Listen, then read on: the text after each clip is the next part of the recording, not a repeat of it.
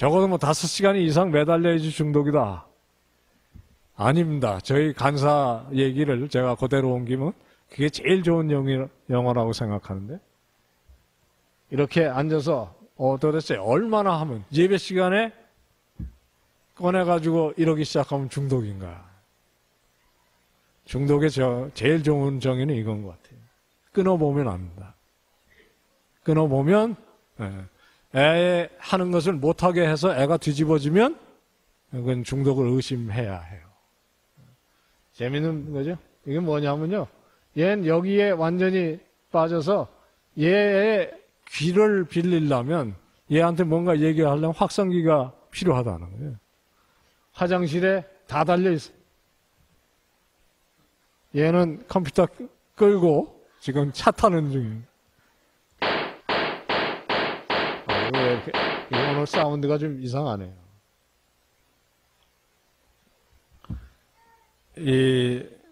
이거는 뭐 중독을 떠나서 결국에는 이제 비극으로 가는 얘기인데, 이건 제가 얘기를 안 해도 아시는 사건이죠. 이게요, 학교 총격 사건이라는 거는 히스토리가 있어요. 족보가 있다고요. 이 얘들한테 강한 영향을 받아서 한국 교포가 등장해요. 조승이라고. 그래가지고 버지니아 텍이라고 들어보셨죠? 30명. 이게요, 자꾸만 규모가 커져가요. 그 조승이의 스토리텔러야. 조승이 일기에 많이 등장하는 사람. 조승이의 영웅이에요. 얘들의 이야기를 듣고 보고 자기도 어느 날 그렇게 한 거죠. 이게 애들이 쏴서 목숨을 잃은 선생님 포함한 학생들입니다. 타임지가 이 기사를 다룰 때 제목을 뭐라고 뽑았냐면 옆집 괴물들이라 그랬어요. 그리고 그 밑에다 뭐냐면 누가 얘들을 그렇게 하게 했을까? 누가 얘들에게 이걸 시켰겠습니까? 답이 뭐냐면요, 어른들이다. 누구냐면 게임 메이커들이다. 밑에 사건으로 가면 이 얘기가 일리가 있어요. 여기에 직접 걸린 글은 아니고 제가 이 관련된 글들을 꽤 여러 개 읽어봤는데, 저한테 제일 인상적이었던 글은 해병대 대령인데 미국에서 심리전을 사관학교에서 가르치는 교관이에요. 현직 대령이었습니다. 그분의 얘기가 뭐냐, 자기가 때때로 법정에 나가서 살인한 아이들을 변호할 때가 있다는 거예요. 근데 자기가 늘 놀라는 거는 학교 폭력이 됐든지 아니면 우발적인 총기 사건으로 사람을 죽였을 경우에 대개 보면 단 한 발을 쏘았는데 머리를 관통시킨 경우가 그렇게 많다는 거예요. 그리고 10대 아이들이. 근데 그 사격술의 정교함이란 오랫동안 군사훈련을 받은 사람에 못지 않다는 거예요. 그래서 주로 총격 사건이 일어나서 가보면 머리를 맞았든지 가슴을 맞았든지 그렇게. 이게 어떻게 일어나는 일일까 자기도 여러 가지로 연구를 해보니까 이미 이런 아이들은 게임을 통해서 조준 훈련이 되고 무엇보다 더 중요한 거는 사람을 쏠 수 있는 심리적인 훈련이 돼 있다는 거예요. 그 사람의 결론이에요. 혹시 권총을 쏴보신 분 계십니까? 제일 끔찍한 건 권총을 쏘는 훈련을 시킬 때 이건 가까이 있는 사람 쏘는 거니까 눈을 보고 쏠 수 있어야 된다. 그렇게 훈련시켜요. 그리고 이게 장난감 아닙니다. 이렇게 들고 이렇게 해서 쏘는데요.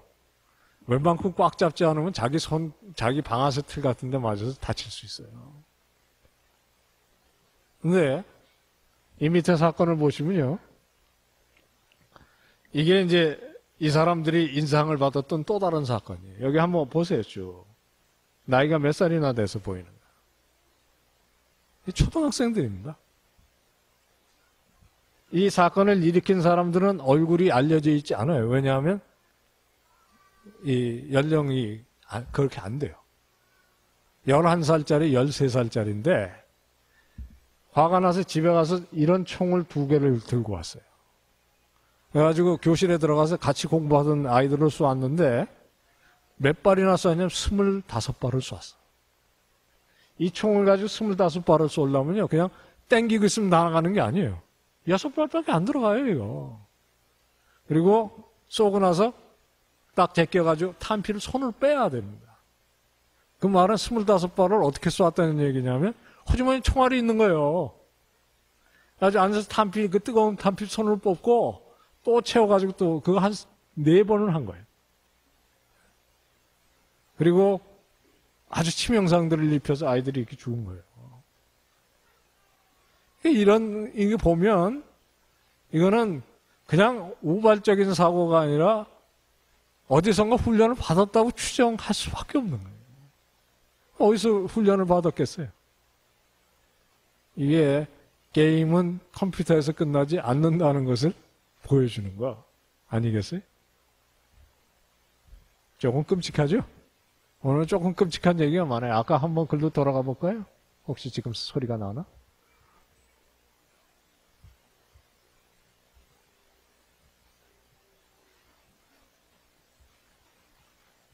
사실 뭐 그냥 넘어가도 되는데 이게 좀 재미가 있어서. 그 옛날 극지방에선 늑대를 잡을 때 고맙습니다. 어떻게 잡았는지 알아? 늑대.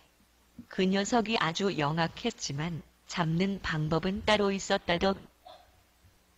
먼저 날카로운 창날이나 칼날을 피에 담갔다가 빼. 그렇게 피에 적신 칼날은 추운 날씨로 금방 얼어버리고 그걸 담갔다 뺐다를 몇 번 반복하면 피고드름이 된다더군. 그럼 그걸 눈 속에 파묻어. 그게 다래.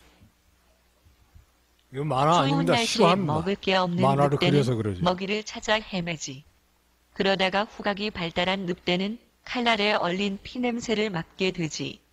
그럼 동영상이 그 안 가네? 늑대는 신나게 이상하게. 달려와서 칼날에 얼려놓은 피를 핥아먹기 시작해. 시간이 지나면서 칼날에 묻힌 피는 다 핥아먹고 칼날에 자신의 혀가 갈라지면서 자신이 흘린 피를 계속 핥아먹게 된다더군. 얼어붙은 칼날을 핥았기에 혀는 마비되었고 계속 나오는 피는 자기 건지도 모르고 핥아먹게 되는 거야. 그렇게 늑대는 죽어. 자기 상황도 모르고 자기 피를 계속 내어서 핥아먹다가 그렇게 비참하게 죽어가는 거지. 그게 끝이에요. 썰렁하죠? 그냥 괜히 보여드렸네요. 그냥 넘어갈까?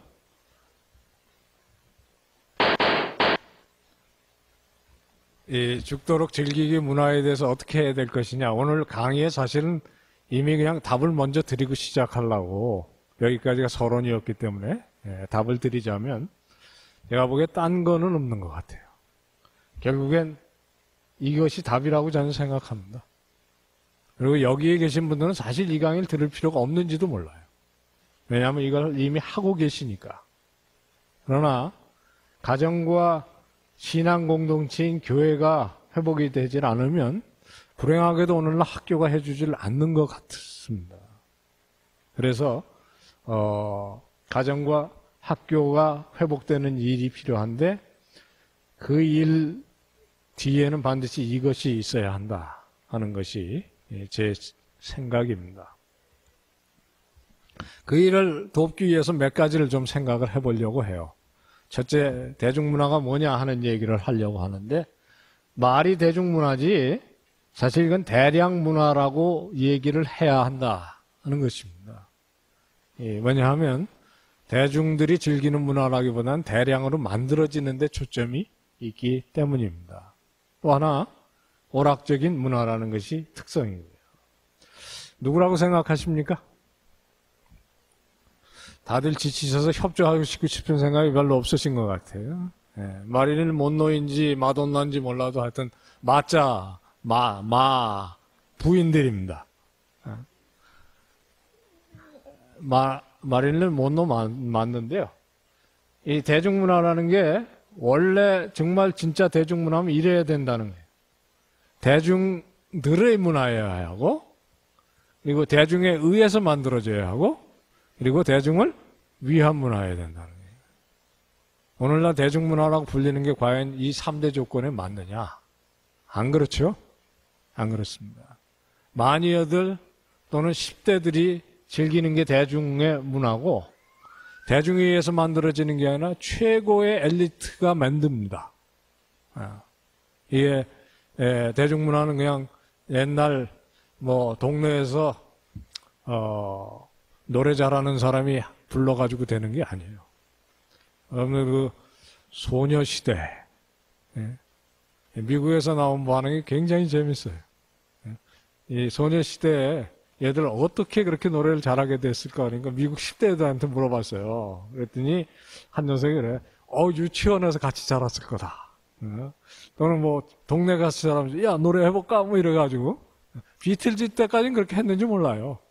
소녀시대는 6년을 트레이닝했습니다. 내게 소원을 말해봐. 그게 한국 노래? 한국 문화입니까? 그게 K-팝 그러는데 한국 문화인가요? 작곡은 유럽 사람이 했고요. 편곡은 한국 사람이 하고 노래는 한국 사람이 하고 안무는 그 유명한 이게. 제가 그 목사님 장로님들 모이는 데에서 그걸 분석을 해달라서 보여주다가 보니까 시험 들겠어요. 그래서 비디오 중간에 껐어요. 그런데 그 안무는 미국계 일본인이 했어요. 그러니까 이게요, 한국 문화도 한국에서 생산만 되지 한국적 문화는 아닐 수 있는 거거든요. 이게요, 그거 만드는 사람들은 누구냐면 최고의 예술가들입니다. 그리고 그 사람들뿐만이 아니라 그 뒤에는 최고의 자본이 있어요. 그래서 이게 뭐 대중들이 다 좋아하니까 요즘 세상이 다 그렇지 이렇게 간단하게 생각할 일이 아니시라는 거 알아야 돼요. 그리고 그걸 누가 제일 잘하는지 아세요? 제가 일리노이 대학 커뮤니케이션 학과에 있으면서 깨달은 게 결국에는 그 현상을 제일 잘 뚫어보는 사람이 누구냐? 좌파예요. 기독교인들이 오히려 의식이 없죠? 세상을 지배하는 것이 미디어 권력 또는 문화 권력이라면 그 뒤에 누가 있느냐? 자본이 있다는 걸 누가 제일 잘하냐면 좌파가 제일 잘 알아요. 그리고 그 사람들이 돈을 벌기 위해서 만든 문화가 대중을 위한 것일까 생각을 해볼 수 있는 것입니다.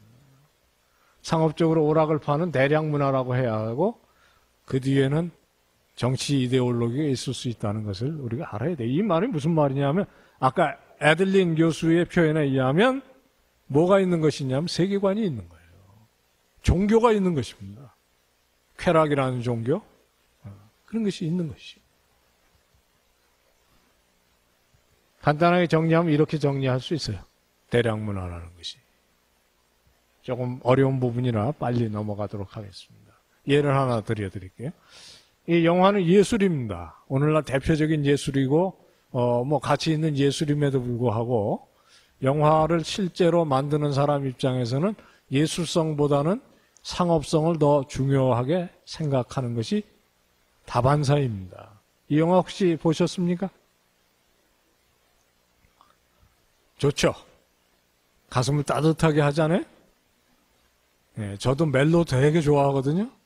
끝날 때 뭐 프랑스 영화처럼 뭔가 찜찜하게 끝나고 뭐야 이러면 아주 기분 세잖아요. 이 영화가요 원래 대본이 그렇게 끝나는 영화예요. 이게 좀 언사가 그렇습니다만 아이들이 뭐 없으니까 창녀하고 기업 사냥꾼이 만나서 어떤 그 기간 동안 같이 즐기고 일이 끝났으면 돈 주고 그러고 끝나는 거죠. 그게 리얼리티 아니에요. 그게 사실 현실이죠. 원래 영화 대본은 그렇게 썼어요. 그 영화를 그렇게 찍었어. 맨 마지막에 어떻게 하냐면 남자 가고 여자는 그냥 한 대 취했던 그것이 꿈이라는 걸 깨닫고 모텔방에서 마약 과다 투여해서 아주 비참하게 죽어가는 얘기로 끝나는 거예요. 그렇게 영화를 찍었어. 그래가지고 이렇게 이제 제작자들과 다 시사회를 한 거예요. 그러니까 제작자라는 게 원래 영화 다 나오면 뒤에 맨 밑에 이 돈 된 사람, 영화 감독 뒤에 그 사람이 일어나, 야 영화 잘 찍었다, 예술적이다, 상도 타겠다, 야 그러나 돈은 안 되겠다. 나중에 15분을 다시 찍어라. 그래서 영화 다시 찍은 거예요. 그래가지고 이게 갑자기 신데렐라 스토리가 된 겁니다. 그래서 뒤에 이 없어져야 되는 주인공이 허연 이 리무진, 백마죠. 꽃 들고 이렇게 나타나서 와, 마음 따뜻하게 하고 끝나. 이게 대중문화가 우리들에게 심는 환상이라는 거예요. 그래서 제가 이런 걸 뭐라고 부르냐면 이 농약 콩나물이다 그래. 농약 콩나물. 농약 듬뿍 쪄서 예쁘게 키운 콩나물과 뭐가 다르냐? 이것이 대중문화의 한 현실이에요. 영화의 공식 중에 유명한 얘기에서 영화는 결국에 키스 아니면 빵빵, 폭력 아니면 섹스다 그런 얘기 있는데 사실은 키스 빵빵 뒤에는 뭐가 있냐면 돈이 있습니다. 우리나라 영화 지금 뭐 이렇게 뜨고 있는데 이게 올해 칸에 가서 상을 받을 수 있을 거라고 생각하고 뭐 받을 수 있다고 생각해서 그랬는지 아니면 그렇게 로비를 하려고 생각했는지 제작사 쪽에서 연예 기사 쓰는 사람들을 자기 돈으로 들여서 비행기로 몰고 간 거예요.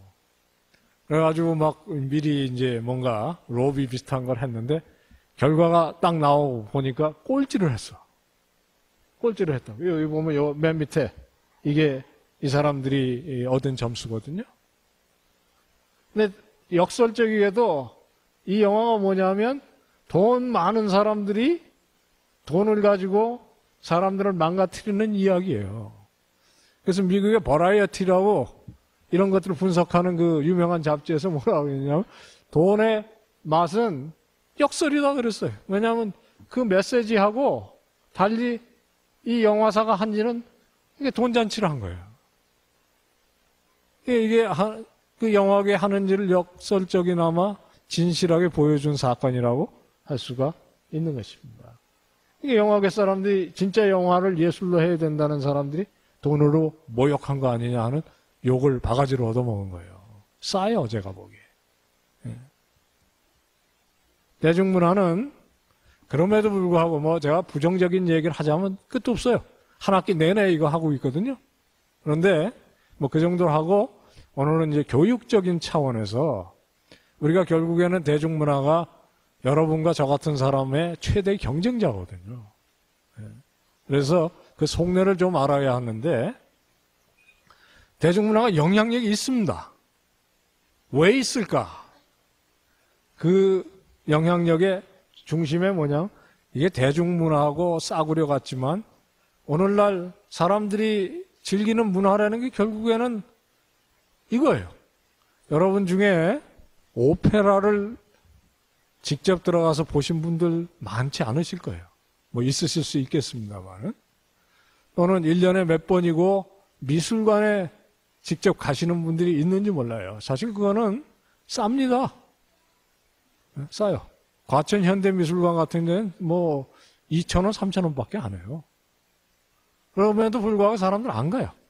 로키라고 아시죠? 로키 영화. 그 로키 영화를 어디서 찍었냐면 필라델피아 뮤지엄 오브 아트라고요. 세계 아마 10대 박물관에 5지까지 안 가면 10번째는 들어가요. 근데 필라델피아에 관광 온 사람들이 제일 많이 가보고 싶어 하는 데가 이 필라델피아 미술관이거든요. 근데 가서는 계단으로 쭉 올라가요.